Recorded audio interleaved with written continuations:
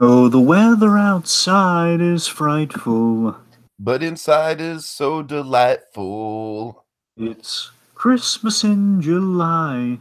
Season 5. Let's review. Let's review. Let's review. Bum. Bum. Yes, that's right, folks. We are back for our annual, at least we try and make it annual, Dragon. We've done a Hanukkah special every year, haven't we?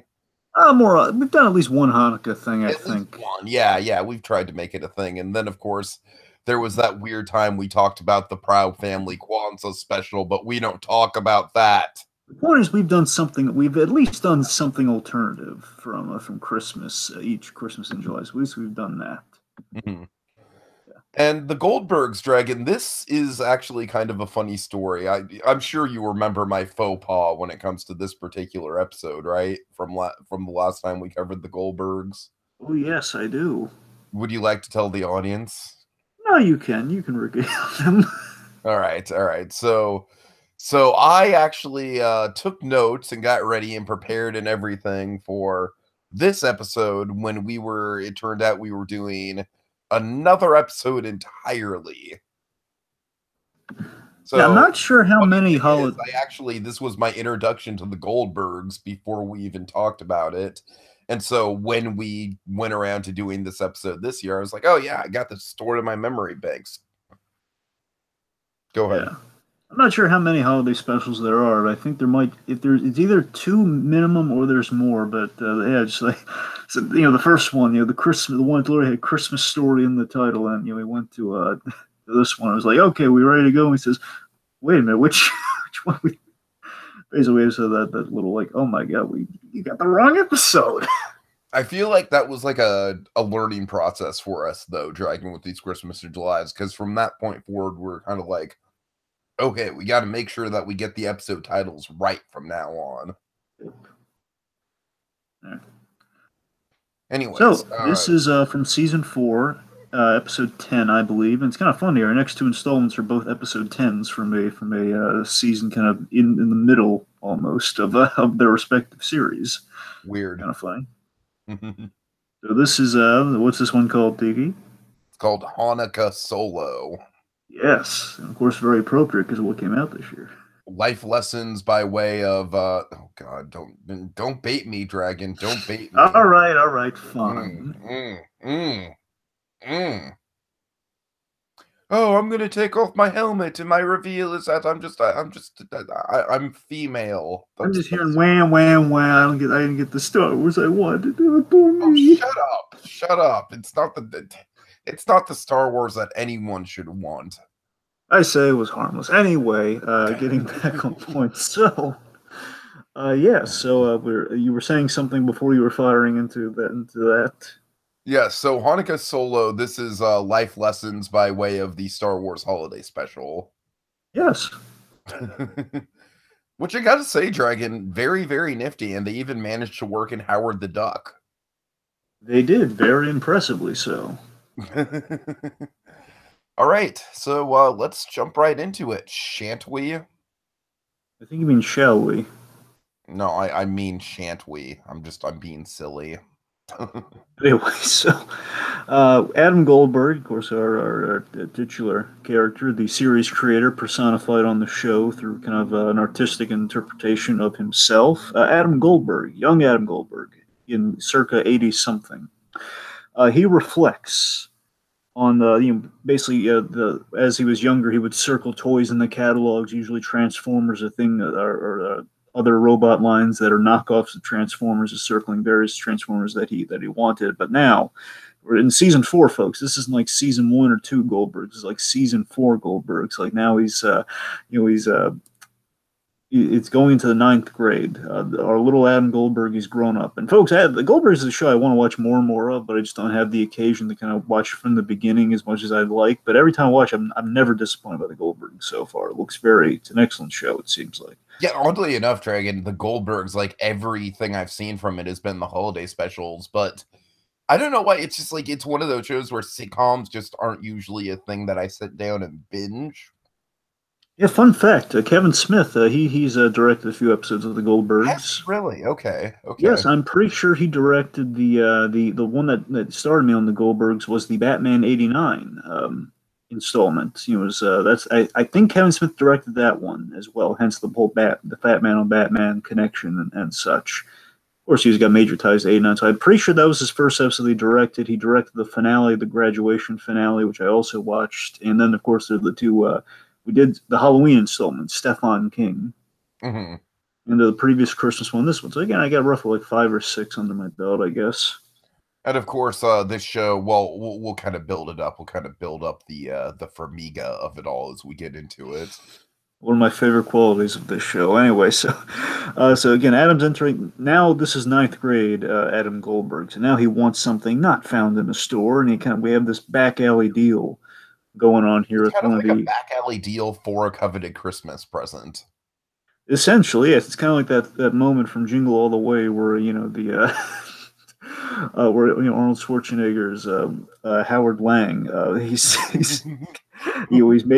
paying like $300 for a Spanish speaking Turbo Man, and it's for an import of Turbo Man that did not meet his. Can I just say, I really find it charming that you know the name of the Schwarzenegger character from that movie off the top of your head. Of course, Myron the mailman. Get the mailman. All right. Anyway. Nobody likes Booster. Fuck Booster. You know what, Booster? No one likes you. Okay, anyway, getting back on point. So yes, we have this back alley deal kind of going on in the school for and this side goes on a comic. It kind of still goes on a Comic Con all the time. Only it's less clandestine, by the way, when you can get bootlegs like this. Where in the school, there's this guy with a VHS tape. Basically, specifically told me that you saw a copy of all the Marvel Netflix shows at one point, a bootleg copy. Oh yeah, I was tempted, but yes, I've seen those. And the weird thing is, like, again, I don't even. It just sounds so phony still that no, those are actual bootleg copies. But Amazon now finally sells only through Amazon though. That's the baffling thing. They sell. Again, I think because Agent Carter you can only get through Amazon. I think they do that with all the ABC television studios link. I think that's why they do it through Amazon. I don't know. The point is, you can buy the Marvel Netflix shows, but some of them are, if you get on Blu-ray or DVD, it's one or the other. It's really expensive, and they have no features whatsoever, which is very disappointing. Yeah, that's unfortunate. Basically, there's no incentive not to just stick with Netflix on that. So one of these days, if like the worst thing happens with Netflix, I'm gonna have to get those, but hopefully that they won't come for a long, long, long while. All right. Anyway, so he's making a back out deal for VHS tape. And by the way, the little story here implies that when the Star Wars Holiday Special aired, this young dealer here was smart enough to record it while it aired, and that's why he has the VHS tape. I mean, if this is from the '70s, like someone had recorded, and he basically just burned copies of that VHS onto other VHS tapes. That's the idea there. So it's like we see this VHS tape with like a label on it that says Star Wars Holiday Special.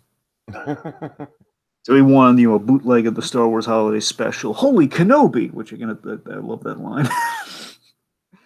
One of the rarest films from the '70s. Says says the little dealer. So Adam's very excited. Adam, he gets his copy. It's a quick cash in hand for the VHS tape, and then we cut to a very excited Adam Goldberg. He explains to Murray, played by the wonderful Jeff Garlin. A very, very, very unimpressed and lethargic Murray. True. To be fair, Murray is often. Isn't that the guy from my office? I just think so he's basically trying to sell him on how big and revolutionary. I've been in Adam's shoes before, just trying to explain how big and revolutionary something like this is. And he says, "Well, look, can you be less boring?" And this is, wait, Star Wars, is that the one with the bear? It's like Jeff Garlin has all the good lines essentially.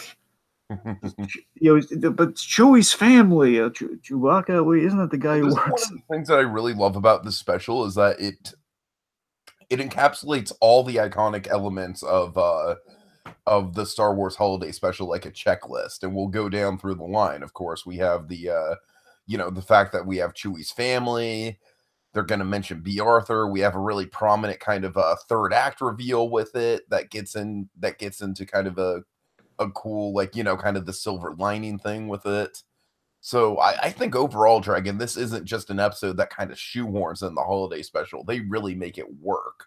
They really they really did their homework with it. I agree. Yes, I think it's a really good representation of that. And of course, we have like other great lines like, "Oh, wait a minute, is he the plane guy from the plane guy from Fantasy Island?" And that's Tattoo for any aficionados out there. Tattoo is the guy with Ricardo Montalban on the eye. Mr. Rourke, I believe Ricardo Montalban's name was from that. Anyway, so uh, yeah, I love this thing that Goldberg does here. Where he just like, no dozing, no dozing. He imitates Chewie, and we just cut them snoring, no dozing. So, of course, per the tradition of the Goldbergs, every episode's 1980 something. So December 14th, 1980 something. Mhm. We have the holiday. You take us through the holiday concert. Yeah, we have a terrible choir practice going on. You know, just kind of like very generic, very bland vocals. And then one half-assed shout out to the other holiday, which is of course the famous dreidel song, which even Barry can't make cool, Dragon, and that's a travesty. Yes. So yeah, we like Jingle Bells Deck the Halls and the dreidel, dreidel, dreidel, dreidel. I love how the teachers just kind of sardonically like, "Thank you for taking us on that journey, Barry." God. So Eric is not into the solo either, and it's basically getting this banter between her and Miss Cinnamon. God, I love. What's her name? Seriously, that's her name. It's like Miss. Her name is just Miss Cinnamon. I mean, it's like spelled like Cinoman. It's like Cinnamon. I don't. I guess it's cinnamon. Dragon. Just I don't know. Of course, we don't. Of course, folks, we've only seen about 5 episodes of the show a piece, roughly, but based on the episode, based on a couple ways that they pronounce, I'm pretty sure it's just Miss Cinnamon. All right, I'll take that. Again, because all the baking puns later on make me doubt that if it's actually cinnamon, but you understand, right? But yeah. Okay, well, to be fair, if it is cinnamon, if you actually knew a person named Cinnamon, would you not be making a ton of baking puns? It's a fair point. So. And of Right. course, I'd be parrying that Apple. Remember that it feels so long ago. The Apple Jacks campaign with Cinnamon. Oh God! Oh my God! He's racing the apple, and they're going to the same place. Why are they racing? Like what? Anyway, obscure ad campaign aside here. Getting back on going. Well, the Goldbergs is a very nostalgic show, so forgive me if we're getting a little nostalgic. All right. Makes me want to like crack open a Capri Sun, Dragon. I remember, like on the back of the box, you had like little maze and everything. I was silly. Anyway, all right. Anyway, yes, Eric is not into the solo, and they should get into a dialogue with the Cinnamon about like, then why'd you sign up? I didn't sign up. And of course, when this cracks me up, and this makes me I wish we see like this glitter gel pen with Erica's oh God. name written on the sign up list with like little hearts dotting the eyes. Wait, I don't dot my eyes with hearts, and like a moment of pause goes by, like, oh, she's so dead, and realizing who's done this, and we cut to my favorite character in the show. Of course. Beverly Goldberg, my little schmoopala. Schmoople.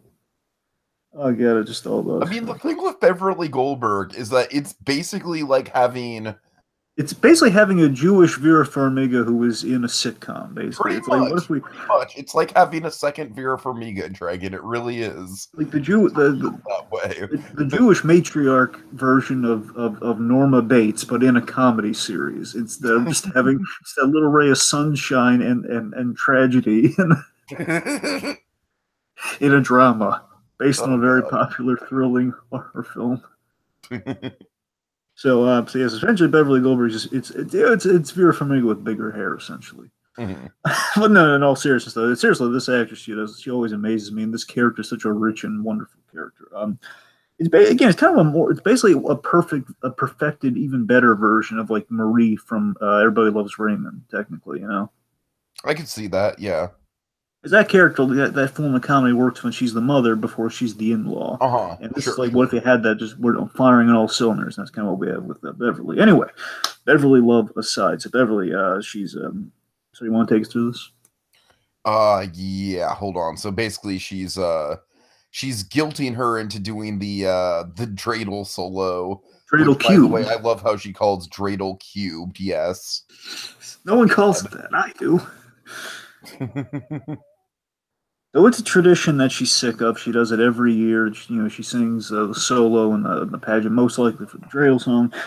For her grandpa. I says, well, okay, fine. You don't want to go in there and break your poor grandpa's heart. And he goes in there and you have the great George Segal. I believe that's George Segal. Mm-hmm. It's just I love his delivery here. It's basically it's classic mom guilt. While she's making dinner. And it's just like, oh, hi, dear. How can I make your life better? And he is so adorable. And then Erica's just so peeved by that. She's like, damn it, you're right. He's so adorable. That's the thing. George Segal,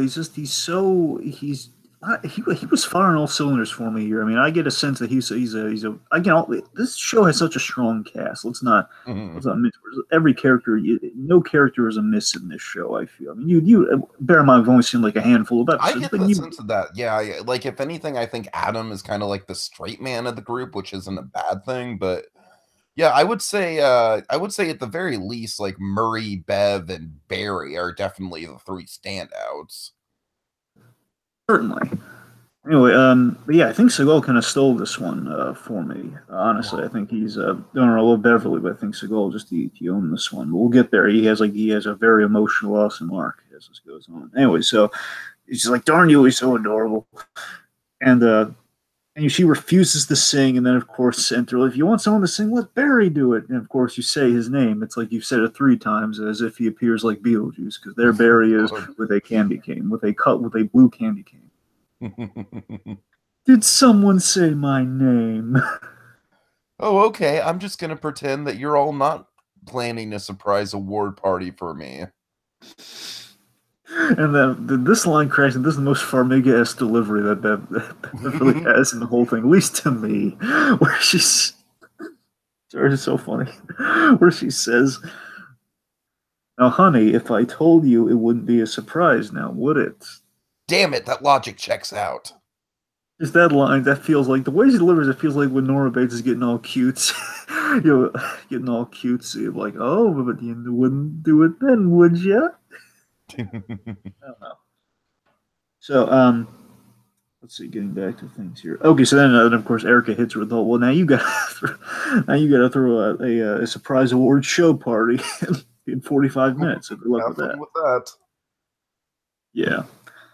Meanwhile, basically to summarize things a little here, folks, Adam Goldberg, he has kind of a phantom menace, so that he's watched his coveted VHS tape, and he's essentially, and I love how clever this plot point was. Basically, how do we kind of describe, in kind of an 80s contextualized sense, how do we describe someone's experience of the holiday special? Well, it's a no-brainer. You'd give them the 90s Phantom Menace experience with it. Basically, he has the Phantom Menace experience where basically it's that crestfallen. If anyone wants to know exactly what we're talking about, watch The People versus George Lucas. When they get to the Phantom Menace section, you'll know exactly what we're talking about here, where it's like you come out of the theater and you're trying to save face of like, oh, I got to see it again, but it was Star Wars, right? And that's kind of what Adam's going through here. It's like it basically when he says it was when Murray's saying, wait, did we just watch the same thing? Because Adam's like being glowing at first. It was for true fans, though. It was for true fans, and he's questioning the Bea Arthur of it all. I love that Bea Arthur gets brought up. And I don't know why Art Carney is a family friend. Also, Dragon, probably one of my favorite lines of the whole episode is, like, out of all the crazy shit in the Star Wars Holiday Special, Jefferson Starship. Oh, well, yeah. They have Starship in the name. That one actually makes sense to me. I love that Murray had of all his cares so little about this, but it's like, okay, that one kind of makes sense. Or it's like Lumpy and Itchy. Like, of all names, they couldn't take 15 seconds to come up with better names. Lumpy and Itchy. But basically, Adam's like, he's for you. Like, I don't know. Basically, all the stuff that we just brought up. So Adam's definitely a little hurt by this, and Murray's kind of dropping some wisdom on him here. Murray's dropping the whole, you didn't like it, so what? And basically, it's time you realize, the older you get, the more the more Dragon, do you all these. remember the first time you had this experience with something? Because I'm trying to think of mine. Like, of course, the Lost World is something that comes to mind for me. The Lost World Jurassic Park. Well, specifically, what do you mean? Do you mean like the first time Like it the first became? time you've had an experience of like something that you loved and were really looking forward to as a kid, like a sequel or something, that just ended up just crestfalling you with how bad it was. Well, I'm gonna need to think about that one for a minute.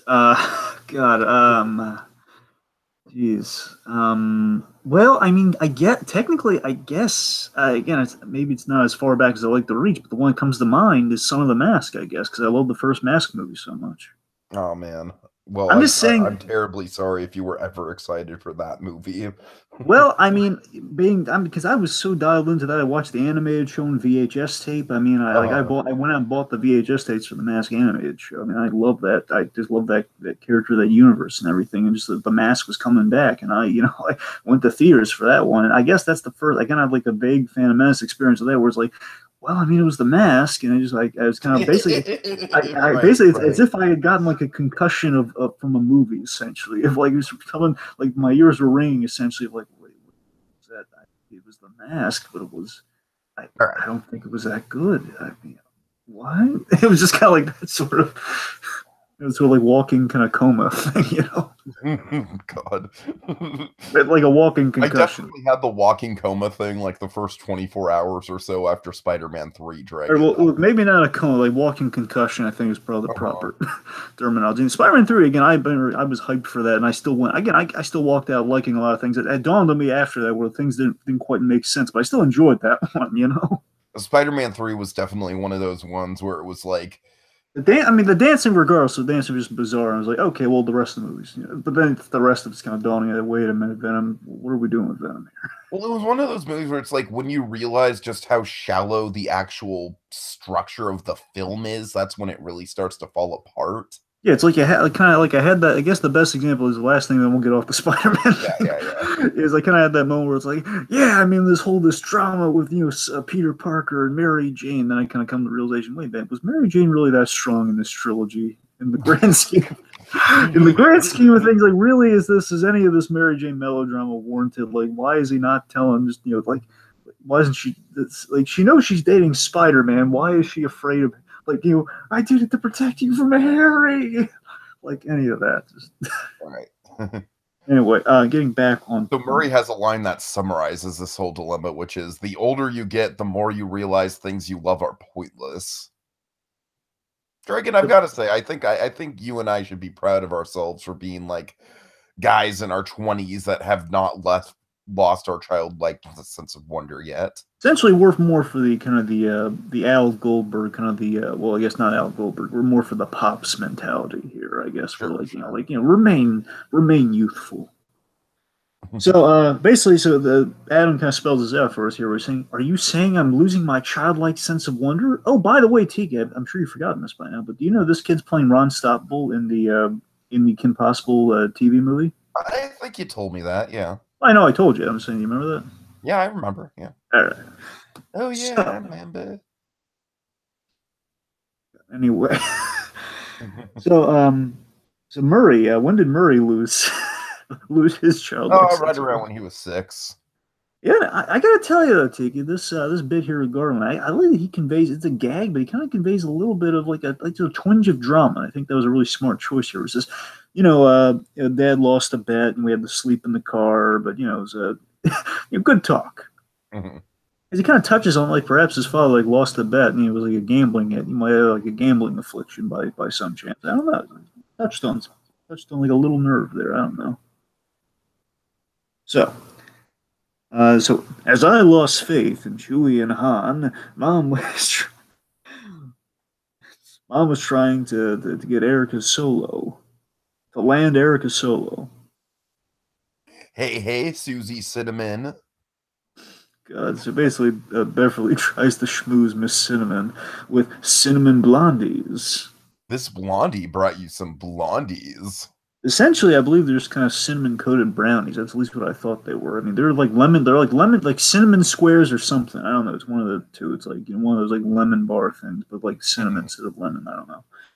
They look again. I gotta tell you, they do look. This woman looks like an excellent cook. Whoever they have like kind of structuring the food on this show, because she's making like a Parmesan thing with meatballs and everything. Look to me, that look, I don't know, it's looked good, well constructed. Props to Beverly Goldberg. So basically, Beverly does so uncomfortably and hilariously is like she basically compares their non-existent friendship to dessert. It's like this is us in dessert form. Like this is us in the parody of Vera Farmiga that we do all the time, but as a character, folks. I think that's why, on some level, we love Beverly Goldberg so much because basically all the gags that we just like extrapolate of Vera Farmiga, like all like the cutesy stuff, it's literally in this character here. So we're both delicious and friends and best friends now. So then comes the threat of like, hey, why don't you give my kid a solo or change the Hanukkah song? This is sprinkled not with cinnamon but with deceit. Miss Cinnamon comments on. So basically, they try to wheel and deal. They try to compromise on like, look, fine, let's do a different Hanukkah song. There's bound to be other Hanukkah songs than "Dreidel, Dreidel, Dreidel, I made you out of clay," which personally I like Mark Hamill's rendition of that a lot better. "Dreidel, Dreidel, Dreidel, I made you out of C4." Oh God! Another popular Christmas. And by the way, folks, get your C4 dreidels in stores now. And while you're at it, may be deadly to children. And while you're at it, get your bomb in a box. It's not a pox. It's not full of deadly locks, but it's a bomb in a box. Okay. So, bomb in a box and Dreidel made out of C4 aside, basically all the other Hanukkah songs are complete duds. They're about Greeks and invasions and basically very stereotypical, like, about greediness, and it's like very, very unflattering Hanukkah songs, essentially. Which I didn't know there were, first of all, I'm embarrassed to say I didn't know there were other Hanukkah songs, and I didn't know they were all this terrible. So then Beverly gets the idea of, we're going to write our own Hanukkah song. And that, again, that feels like a Farmiga plotline that we would pitch, by the way, that she's going to go her own way.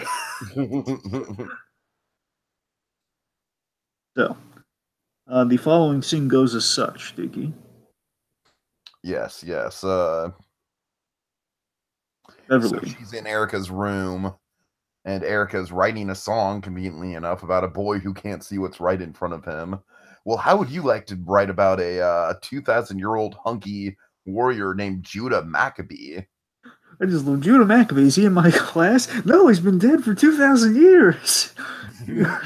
He's the hunky warrior. I just love how this is the hunky warrior who saved Hanukkah. That's just the ultimate sell line to me, Tiki. He's the hunky warrior who saved. I just love the energy with who saved Hanukkah. I just love how it's just thrilled. Like it just sounds like the Kiss Save Santa thing. Oh my God. Basically, what if Judah Maccabee was played by The Rock? Essentially, is what she's saying. I could totally see that. Judah Maccabee is played by The Rock. He's the reason for the season. So then, Big Tasty. Otherwise, that's the alter ego of Barry Goldberg. Big Tasty wants to do it, and he wants in on this. Of course he does, Dragon. Of course he does. Beverly essentially pits the two against each other, and Erica's smart enough to realize that's exactly what she's doing, but she's not smart enough to put herself beyond that. So she falls into the trap as Barry irritates her with Garfield comparisons. Like you're like Garfield eating lasagna. Again, Barry's not that clever, but again, he is smart with his pull of Garfield.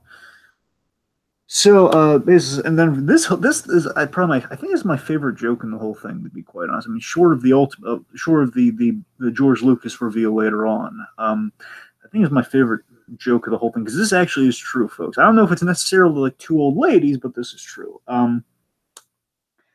Barry has a plan. Birthday thing. Yeah, so this thing actually is factual. I've never heard the two old ladies. I'm going to take their word for it, though. Honestly, they sold me on it. I think it might actually be two old ladies. I've never heard. I mean, considering how accurate all the holiday special stuff is in this episode. That's what I'm saying. Like, honestly, that and the whole the Judah Maccabee and all the Greeks and everything. We're addressing the stuff we never address on TV about Hanukkah. And of course, all the historical accuracy of Barry's rap song, Dragon. Let's not forget that. Well, I mean, of course, you understand why there's a little. We're kind of walking around with that. Dreidel Dactyl. Oh, well, just don't. You're spoiling Dreidel Dactyl, Tiki. What are you doing, man? He's the spirit of the holiday season, darn it. Oh, God. Anyway, you're killing our Hanukkah, man. You're making Jesus. God, I you're struck a making nerve Maccabee there. cry. You're making Maccabee cry. Anyway, uh, sorry, folks. It's the portion of the show where we laugh at our own silly stuff. Anyway. Yep, pretty much. So basically, Barry has the intention of making millions off of his original Hanukkah song because he goes over the actual factoid that, hey, happy birthday. People get royalties for happy birthday because these two old ladies wrote the song. So therefore, anytime anyone sings happy birthday on TV or in movies, they get $50,000.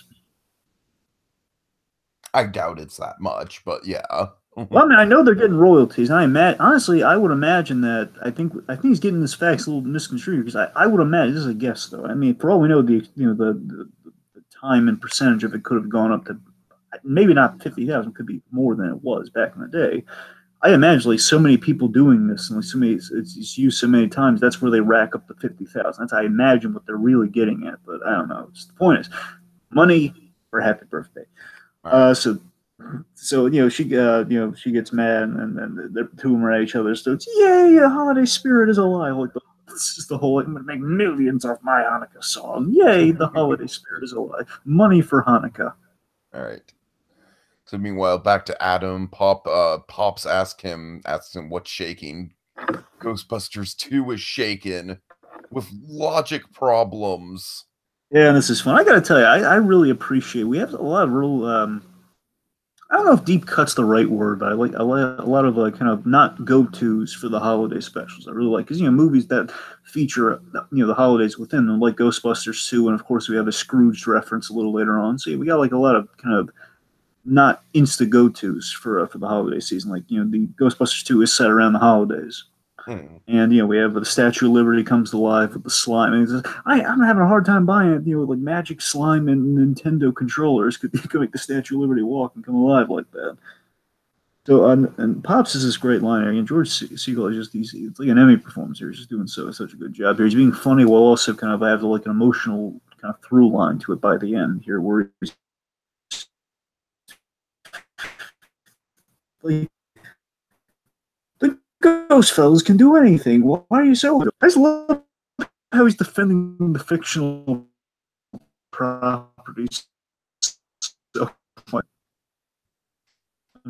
Do you want to go through the rest of this, or?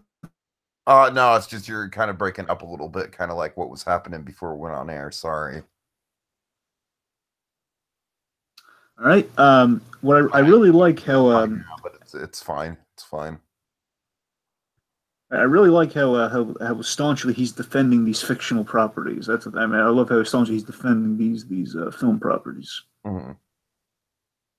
All right. Why don't you take us through the rest of this?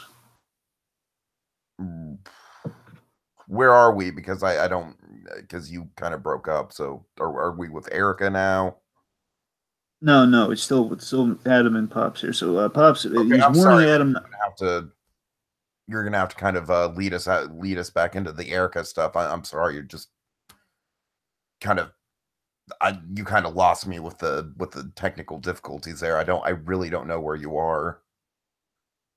Anyway, all right, okay, Pops. He warns Adam not to go back. You don't reevaluate your films because that's gonna it's gonna lead you to find all these logicals. Ruin them for yourself. He's going around the room like Short Circuit 2. Time Bandits, Jaws 4 I love that as the breaking point. Jaws 4, the Revenge is his favorite. And it's like this is the one that cracks me up. I love how staunchly he's defending Jaws 4 here, where it's it's like sharks can't have revenge. It's like basically it's like an English guy and it's the shark getting revenge for his friend. Hey, sharks have feelings too.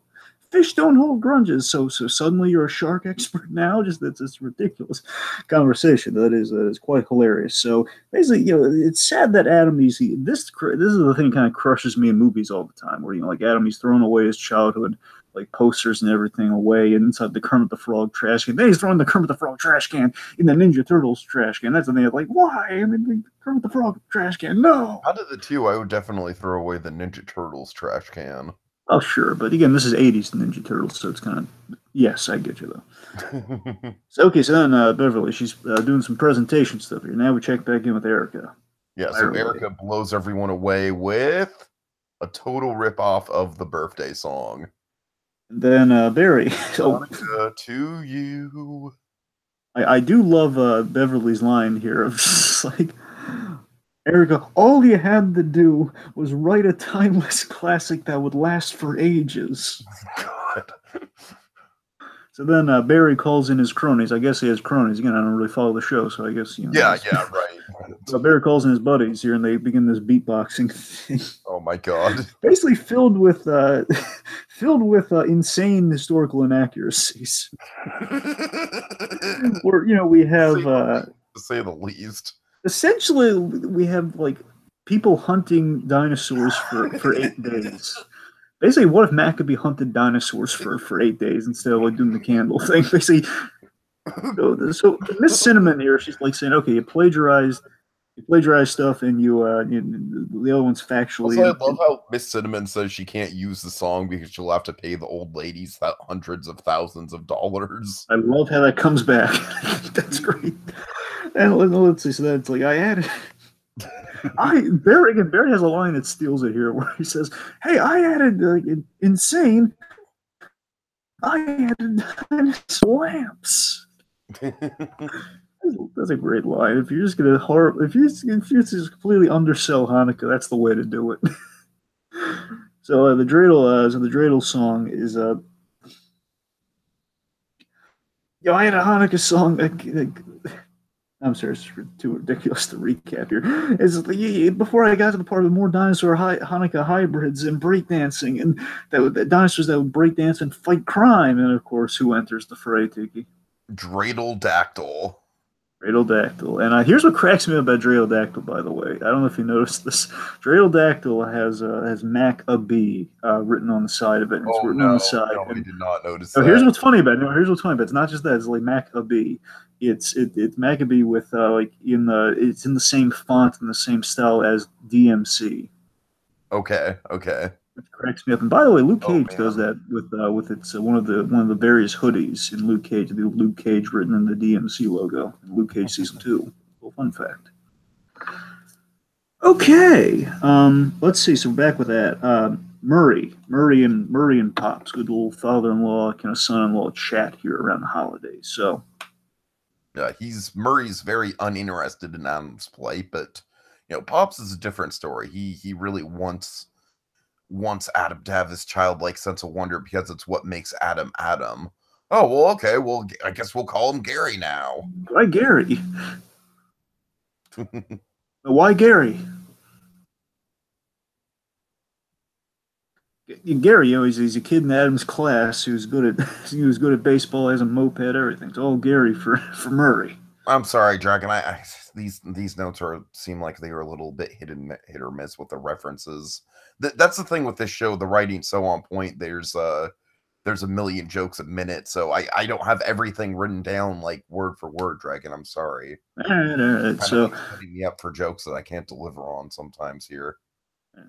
So, anyways, he's gonna fix Adam, and if you want to stop me, you're gonna have to get off your tuchus to stop me. And a beat goes by, and says, "Well played, old man. Well played," because he knows he's not gonna get up and stop him. So Pops is, and this to me is one of the sweetest gestures in the whole thing here, where Pops is selling Adam on a movie that. Again, this should have been the ad campaign for the movie that they're about to see. Really, it should have been. Would have gotten a lot of money, I guess. Says, what if I told you there was a movie coming out, about by George Lucas? You mean the great bearded one? God.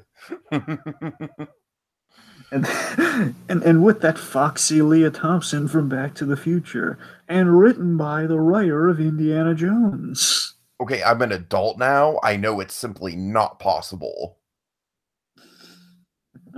And so again, the great Patton Oswalt kind of narrating this, and has the perfect delivery. This is one of the perfect reveals of the episode too. When I realized that what was going on, honestly, I was like, Dragon, this is my favorite bit of the episode. This is just like the perfect cherry on top of the plot.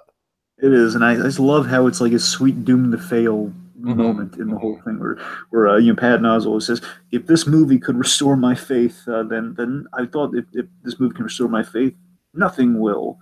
Well, I guess that's more what Segal's kind of laying out there, and then Patton Oswalt reveals. Unfortunately for me, that movie was Howard the Duck. The biggest bomb of the 80s. Which is just such a brilliant. That's such a. But I love the cut, the timing on the cut, where we have Murray just being like, 3 for the talking duck movie. I only see one movie a year, so this better be good. God.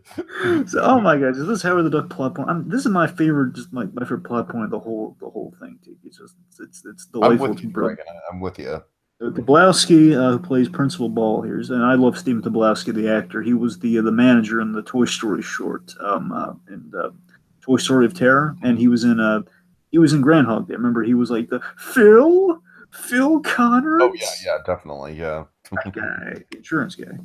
So anyway, so basically, he Miss Cinnamon, she's talking with the principal here, and basically the principal's kind of calling her out. Basically, Beverly's in the other room. Obviously, she's manipulating events here. Then she walks in. Basically, they get into an argument that basically brings about like, no, basically she used like the bylaw, like if we have to celebrate, we have to be inclusive, so we have to include the Hanukkah song, so a Hanukkah song, and then basically like, we can't do any Hanukkah, then we can't do any Christmas, and of course like look for solutions. I'm paying you. Think of something. So then we have. I'm sorry, this is so funny. Okay, so then we're back to the movie theater, and then we have the very one of the most iconic, bizarre, odd scenes of Howard the Duck plays. I'm so glad they went here because I was wondering, are they going to go here? But no, they went there. It's what I was saying earlier. Like you can tell the writers of the show have reverence for the source material they're paying homage to. Absolutely. So Adam, it's basically Adam eats. Doll. Love's strange, but we can always give it a try. Oh God! Adam's questioning the logic of the band and everything with Howard the Duck. Pops kid, you got to look at it like E.T. The duck's just trying to get home. The duck's gonna make it with this lady. I love they're the only ones in the theater too, because it's like the signs of the Godfather, like signs are there, like okay, something's off, and like one of these things is not like the other guys. There's a sign here. So then also Murray. Well, yeah, I'm sorry. What does Murray say? Murray is like, I think he's about to make it with that.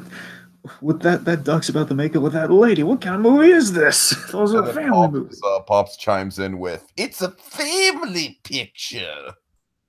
Essentially, yes. So then I love this though. I do like that Murray's getting his fatherly wisdom in a natural way for him here, where he says like, "Oh man, this is not." Basically, they're all realizing this is a bad movie there, and when Murray says he teaches Adam to walk out of a movie and demand your money back. I do it once a year. The idea is like Murray's never seen a paid for a movie. Always walks out annoyed with that annual movie that he does. Dragon, it's really funny that you mentioned that because like I'm like a staunch like. I will never walk out of a movie, and when I do, I'm always too sheepish. Like, there's been one or two times, but it's always been like too late. I always feel like, well, the movie's over half over. I can't ask for my money back now. You should always think of the old Spielberg adage, Tiki, of like Spielberg. He sits in the back of the movie theaters during the premieres. See, at least we did that with Jaws, very specifically did it with Jaws, and you get rid of the whole first run out of the movie and everything. It's like every time you walk out of a movie, the director's sitting in the back row. You just can't see him. Mm-hmm. You're breaking his heart if you walk out. It's like imagine like a lone Spielberg sitting in the back row, it's like shedding a single tear when you walk out. Like a little sympathy Hank. You're like, oh, I tried so hard. Mm-hmm. Anyway, let's see. So then we're left with Pops in the scene where basically he's just Adam's like, who thought this was a good idea? Like, who the bleep thought this was a good idea? As the love scene begins, it's ridiculous. So then we have the non-holiday rehearsal. You want to take him through this? Yeah, sure. Basically, we have We have a We wish you a snowy Tuesday. We wish you a Snowy Tuesday. We have Oh Snowy Night. Snowy Night. My personal favorite, Oh Winter Time. Oh Winter Time. You come before spring and after fall. Here's my favorite. I love Here Comes Uncle Doug. Here Comes Uncle Doug. Oh my god. And basically our dealer from earlier. Doug was my uncle, and he lives in Ohio, and he helps me pay my rent. Which is nice. Good for Uncle Doug. So, and then they're blamed. She's very, very, again, horrifically, she's just blaming. Like Uncle Doug is like her personal, like, anatomy, or her personal Pirates of the Pancreas. It's like she's fighting for Uncle Doug's inclusion here. Yeah. So she blames Beverly very very outright, which of course makes our kids here. They're like Barry and Erica. They're kind of hated, like boo. And then of course Barry has this hilarious line here where it says, "Boo! I'm not used to hearing boo. I'm used to hearing, oh yeah, Barry, yeah." God. And of course, just he gets more boo. So they come home. They're blaming Beverly, and thank God I'm getting a surprise award show later. Yeah, they're blaming Beverly for stealing Christmas. I hope they blame her for stealing Christmas. All the things. And of course, with that, she's, honey, there's not, don't. No, just don't. Don't. So then Erica breaks the news to Pops, she breaks the news to Pops. She's busy with the whole Adam stuff, and of course, this hilarious revelation. And George Segal, he delivers this so wonderfully here, where he says, "Oh, I see what's going on. Your mom's lied to you for a decade. Have fun with that." Have fun with that. Basically realizing that Beverly, she's been putting her up to this because she wants her to sing, and Erica, as she's grown up, she never wants to perform for her mother anymore. So it's coming from a sweet place, a psychotic place, but a sweet place nonetheless. Well, again, I feel like the fact that Beverly Goldberg does inherently address some psychotic tendencies, it just makes her all the more Farmiga-esque. Yes, and by the way, if a certain someone's listening, which I know he's not, it's not Farmiga, it's Farmiga. Oh, jeez. Ooh. I was saying, someone recently said that, and I love this person, but just it's been a long. He rarely ever said the name. And I was like, it was on bated breath for him to say the name, and then he says Farmiga. I'll have to ask you off air who that is. Oh, I'll tell you again. It's such a shame. Like, no, you're so why? Anyway, getting back. I'm assuming it was in relation to Godzilla. Yes. Okay. Anyway, of course, the real reason to see that movie, folks, forget God, big lizard with atomic breath. Who cares? It's Farmiga and Millie Bobby Brown. That's where the movie is. No, Billy Bobby Brown. Look, we like Stranger Things, but come on, she's not at Farmiga level yet. Come on now. What I'm saying, it's like she's playing the child of Farmiga. She could present Farmiga tendencies. No, she's not child Farmiga. No. I know. I'm saying she's playing next gen Farmiga. Maybe she could pull it off. Dragon, we have episode 7. All right, I'm not that big of a Millie Bobby Brown fan. I think it's 8, Tiki. I don't think it's. Is it 8? Is 8 the bad one? All right. Wait, I'm trying. Now you got me all screwed up because now I'm pretty sure it's 7. I think it's 8 because of the whole Netflix gag that we keep making. Their episode 8 was not that good. You know what? I'm sorry.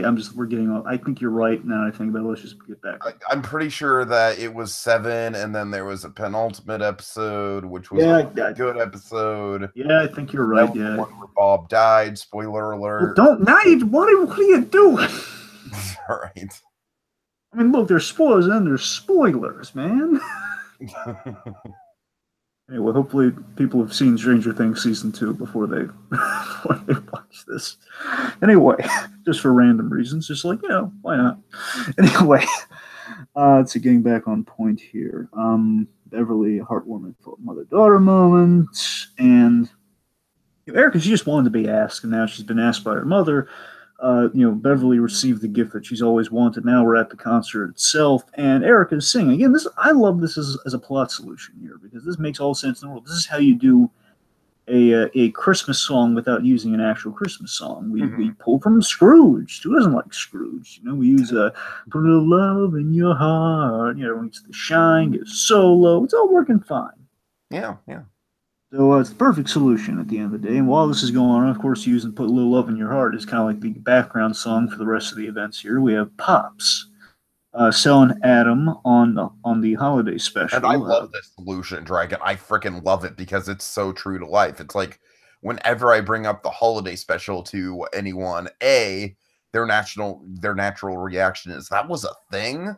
I thought that was a war crime. Right, right. And B, I go into like, yeah, but there's a silver lining to it. It was the first appearance of Boba Fett. And that Exactly. naturally strikes their interest, Dragon. Yep. The whole The classic talking point with the holiday special. the Boba Fett origin, it gets you every time. So basically, what Pops does here is he offers a sweet lesson in point of view. You know, it's like, well, it's from a different point of view. You know, Mm-hmm. he makes you look at it from a different context, from a different perspective, and then basically, then like Pop and Adam. This is the emotional moment for me. I thought this was beautiful, and it's such a sweet. This is for me this is my favorite part of the thing on the whole. I guess is is Adam asking Pops like, how do you stay so upbeat? Now you find the bright side of the things, Bob. I don't get it. He says, I never lost my childlike sense of wonder. Promise me you'll hold on to that wonder. And he says, yeah, I will. I love you. And this is so sweet to you. I don't know if you caught this or not. He pulls the Empire Strikes Back line on each other. He says, "Oh, I love you. I know." Yeah, I caught that. I didn't catch So, that my first viewing, Dragon. I definitely caught it on a rewatch, though. so adorable. And then this to me was the thing that made me want to like go, "Oh my god!" There's getting all misty on this one. Where because this it's always a thing with like prize items get destroyed in movies. Always like, oh man, that's it's a bummer to me.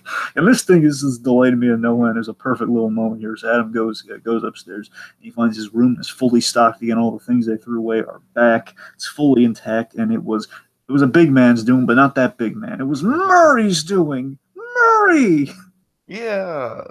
Murray came through. It's a It's Christmas almost kind of like miracle. the dad from Christmas Story. Like, at the end of the day, he was the one who cared the most after all. The one person he didn't ask. So I knew where I lived. All right, Okay. so they go back to see Howard the Duck and finish it, and at the end of the day, Howard the Duck kind of becomes a legendary cult badass. He had his way with the ladies.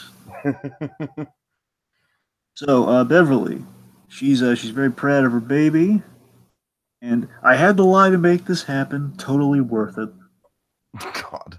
And from what I understand, this is something all the Goldberg episodes have. They have like a dedicated segment where basically Adam Goldberg pulls from like actual footage, like an actual, like, usually footage, I guess. Maybe sometimes it's pictures, but in this case, always like VHS tape footage of I believe the exact same solution that we get in the episode, the whole "Put a Little Love in Your Heart," sang by kind of the school choir. Mm-hmm. All right. So post credit gag is oh god this you tell them what I can't even just you tell them what happened in the post. It's the God. It's oh god, it's the Judah Maccabee dinosaur hunting music video thing with Hebrew Chuck Norris with Dreidel Dactyl. I I love how prominent Dreidel Dactyl is. Like, they're really trying to sell you on the Dreidel Dactyl thing. spinning. Well, Tig, you being the Jurassic Park fan that you are, what are your real thoughts on Dreidel Dactyl? I mean, this is like untapped here. Okay. Oh god, Dragon. My real thoughts on Dreidel Dactyl, I'm gonna have to pull an obscure reference, all right? I have a reference. I'm wondering if you're making the same reference. You go first. Let you go first. I'd be shocked if I was making the same reference. I'd be shocked. What do you got? So Dragon, I know that you're a let's see. I know that you are a fan of what's his name?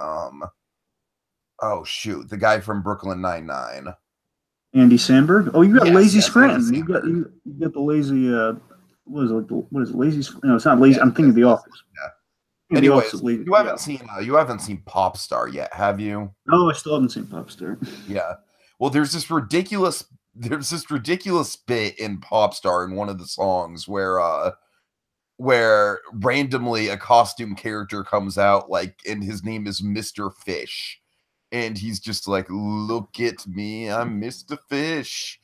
And Dragon, the funny thing about this is that Mr. Fish then proceeds to go on an existential crisis in the middle of this crazy, like pop song parody. So I don't know, like it just kind of reminded me of like Andy Samberg humor. I know I'm kind of like getting on a long-winded tangent here, but the whole thing, just kind of the whole like the Jewish guys doing comedic, ridiculous rap parodies. It's definitely very Andy Samberg rap. Which is where Samberg made his bones, by the way. That's what I'm That's what saying. That's what I'm saying. Yeah. he did like the rap videos on like do that in the whole gift. Let's just call it a gift, the thing in a box. That whole. Sure, sure.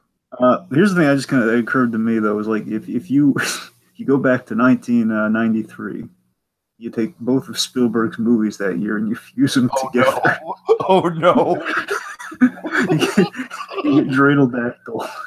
Oh god, that's horrible.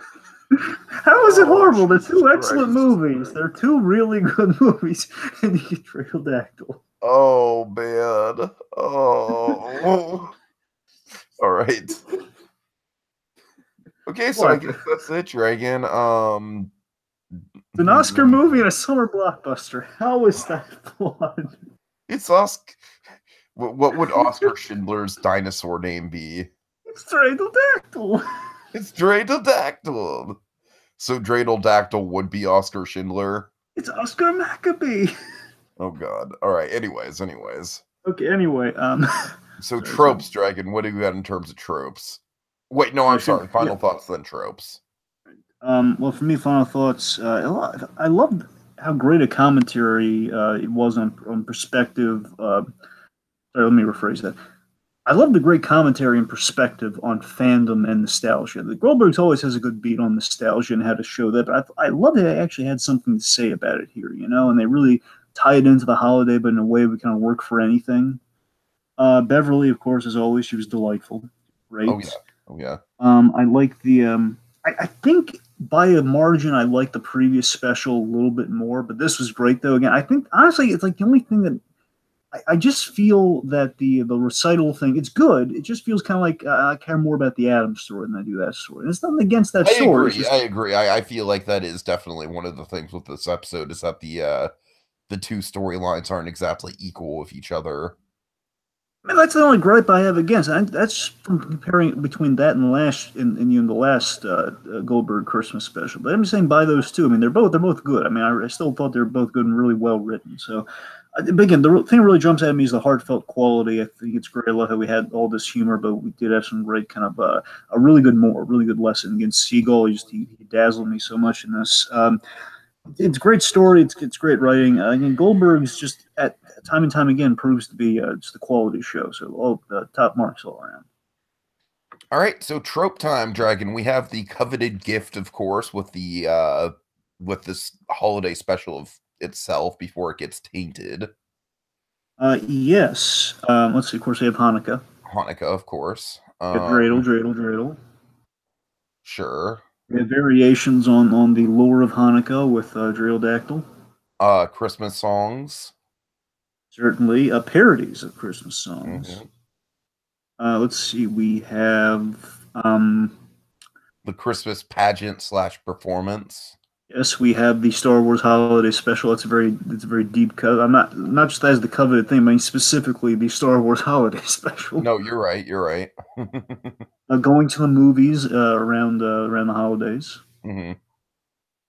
Let's see the emotional Christmas gift, like not the physicalized Christmas gift, but Beverly got the gift she always wanted, like one of those things.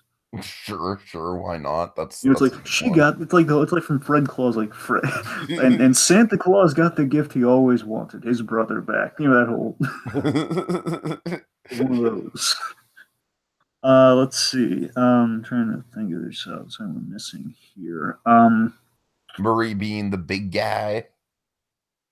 Kind of Christmas miracle. Yeah, that whole he asked the one person he didn't ask. Yeah, right. Fatherly wisdom around the holidays. Sure, we can go with that. All right. Christmas competition. The whole song competition thing.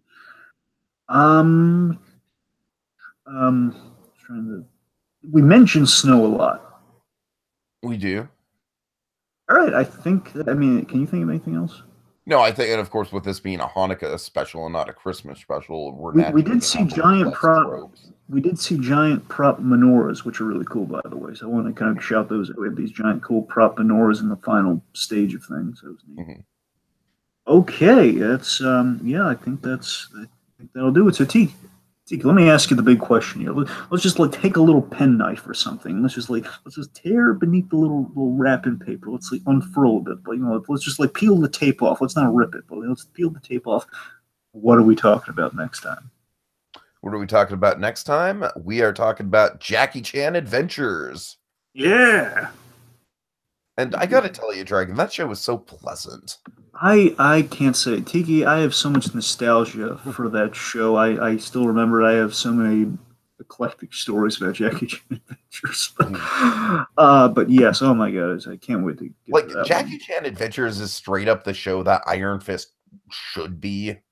Yeah, it is. It really is. I mean, don't get me wrong. It's still kind of like a WB version of it, but still, it was still. Yeah, of course, but I mean, that's the thing. And what's funny? Actually, the showrunners on that show did The Batman, one of the other Batman show that wasn't as that was basically very much in the shadow of Batman the animated series. right. But, the guys that made the Batman versus Dracula. Remember that one I showed you? Yeah. And that's why that. Anyway, okay. So that said, I just realized we should have done the wrapping paper before we did the tropes. I realize that too. Yeah. But anyway, so folks, just in what we've just done, we've reflected, we've gotten nostalgic, and we've gone over all these tropes, Hanukkah and non Hanukkah like, and we've diversified. I feel, and you know what? This process, it's a magical thing, and like young Adam Goldberg found out in his pursuit of his his character query of like, what, can I look back on these things and can I still look back on them fondly, or am I just going to dig into the logic like we tend to do on Christmas in July? I just wonder if in racking up the tropes and doing that process and digging through all of this wonder, all of this bewilderment of Hanukkah and Christmas alike, if just digging through all this material and we list the tropes like we just did, and we're feeling all good about ourselves, and we're feeling, you know what? That's nothing to sneeze at there. That's impressive. We have all these tropes. We should be proud of these tropes. And you know what? It feels almost like a clinical process. It feels kind of vaguely scientific. And it's like if we just take a symbol of the holidays and a symbol of this scientific process, and we just like fuse them together with something like, under the, I don't know, Tiki, like, can you think of anything that would just kind of summarize that whole thing, make it kind of sound catchy and just kind of sound like in Beverly Goldberg, she was always like trademarking these excellent little phrases and these great little lines, like dreidel cubed. I mean, what's our dreidel cubed for this process, Tiki? You got anything? Because I'm running dry here, man. I'm running on cinnamon blondies here. I got nothing. What about putting the mistletoe underneath the microscope next time on Christmas in July? La, la, la, la, la, la, la, la. Hashtag Dreidel Dactyl 2018.